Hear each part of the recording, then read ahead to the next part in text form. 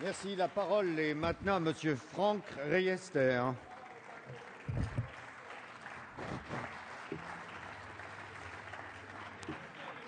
Merci, Monsieur le Président. Monsieur le Président, Mesdames les ministres, Monsieur le ministre, Monsieur le Président de la Commission, Monsieur le rapporteur, Mesdames les rapporteurs pour avis, mes chers collègues, notre Assemblée débute l'examen d'un projet de loi qui, comme tout sujet de société, transcende les clivages politiques. C'est la raison pour laquelle je tiens à remercier le groupe UMP et son président Christian Jacob de laisser la liberté de vote à ses membres. Cette liberté de vote à l'UMP, nous en bénéficierons notamment avec toi, cher Benoît Apparu.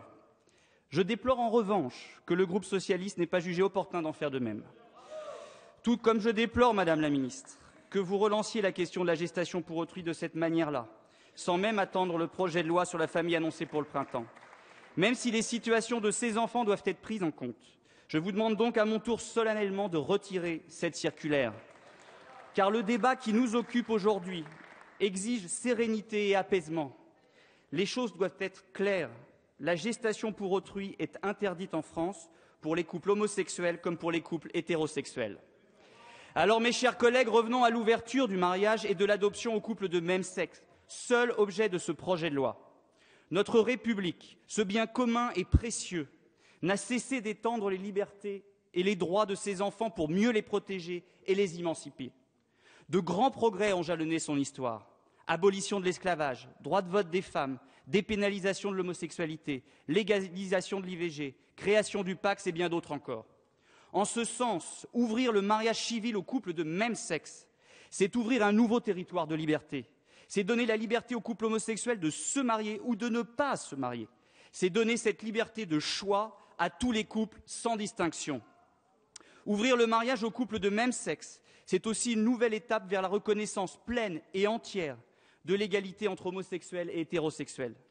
Valeur universelle, valeur cardinale de notre République, l'égalité, cet idéal démocratique, sortira renforcé par le vote de ce projet de loi, et avec elle, c'est toute la République qui n'en sera que plus forte. En mairie, une célébration civile permettra à 2 femmes ou à 2 hommes de sceller leur amour devant leur famille, leurs proches et surtout, peut-être plus encore, devant la République.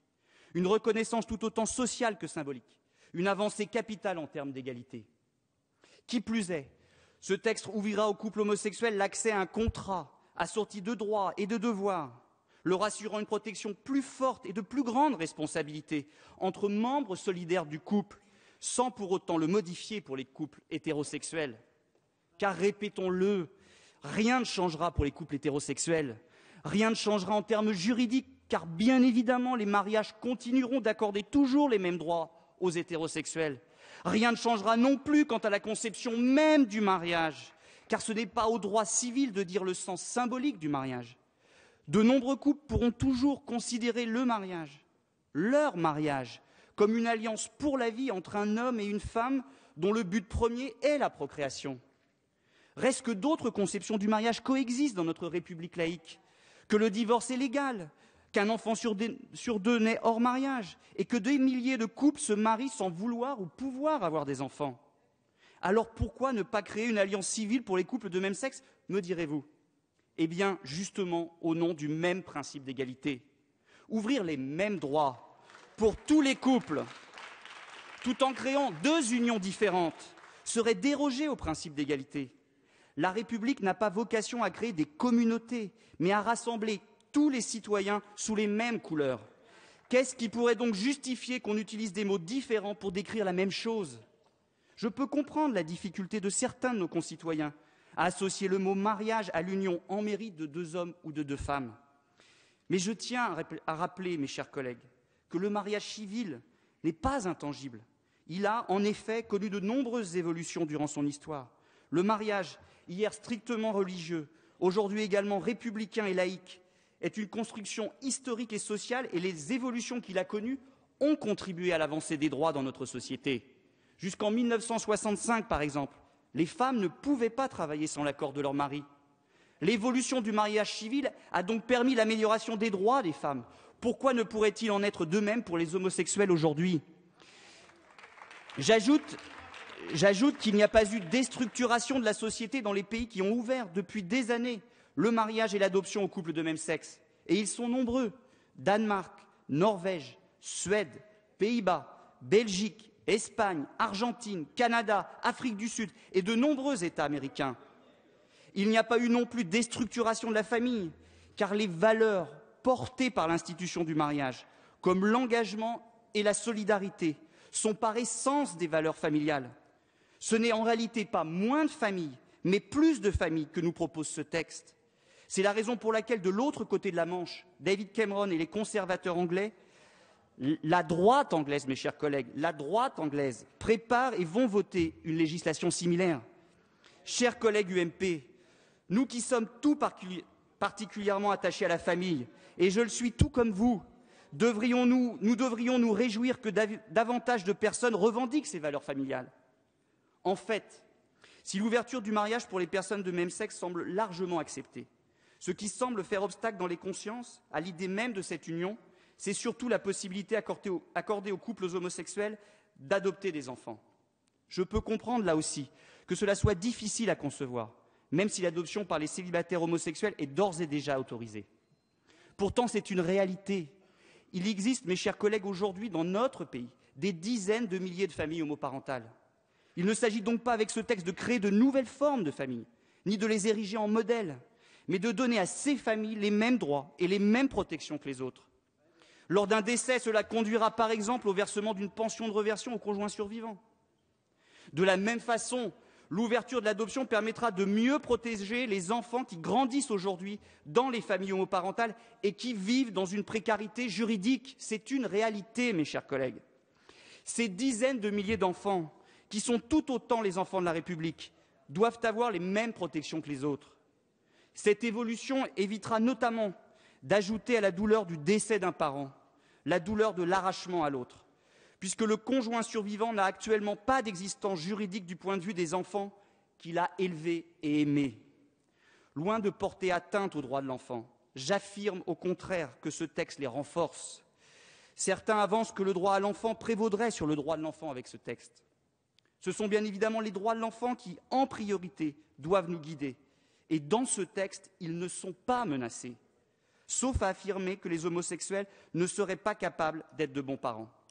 Un couple de même sexe serait-il moins apte à élever un enfant et d'en faire un adulte responsable et épanoui? Ma réponse est non, clairement non. Pas moins ni plus qu'un autre couple.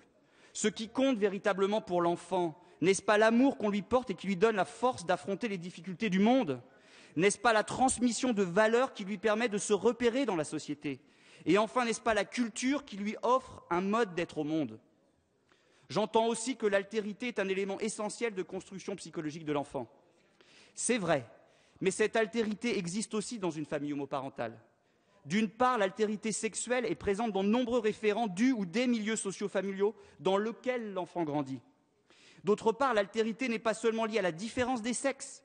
L'altérité est la différence entre soi et les autres. Elle ne se réduit donc pas au sexe, mais n'en est qu'une composante parmi d'autres. Mes chers collègues, j'ai conscience que c'est un sujet complexe, qui touche aux convictions profondes de chacun, qui touche à l'intime, qui touche aussi pour certains au spirituel, aux croyances. Je sais qu'il est parfois difficile de s'imaginer des réalités différentes de celles que nous connaissons habituellement. Mais enfin, nous parlons d'amour. Quand on assiste, comme moi qui suis maire de Coulommiers, à l'union de deux personnes qui s'aiment, on mesure la force de cette célébration. N'y a-t-il pas de moment plus heureux qu'un mariage? Au nom de quoi peut-on priver deux personnes de ce moment unique? Nous parlons aussi de fraternité. Ce texte ne propose pas moins de familles, mais plus de familles. Des familles seulement plus diverses, plus confiantes en elles-mêmes, car enfin reconnues et respectées. Les homosexuels et les familles homoparentales n'attendent ni privilèges, ni statut d'exception. Ils souhaitent seulement être des citoyens comme les autres, des citoyens à part entière. Ce n'est pas une revendication, mes chers collègues, mais l'accomplissement d'une promesse républicaine, celle selon laquelle les hommes naissent et demeurent libres et égaux en droit. Ces droits nouveaux que nous ouvrons aujourd'hui sont le signe d'une République confiante en l'avenir, d'une République fière et riche de ses valeurs, d'une République rassemblée et plus fraternelle. Quelle société veut-on demain, mes chers collègues? Une société plus forte car plus soucieuse d'égalité. Une société plus forte car en paix avec ses diversités et sa diversité. Nous y sommes, mes chers collègues, avec ce texte historique, précisément. C'est pourquoi je le voterai.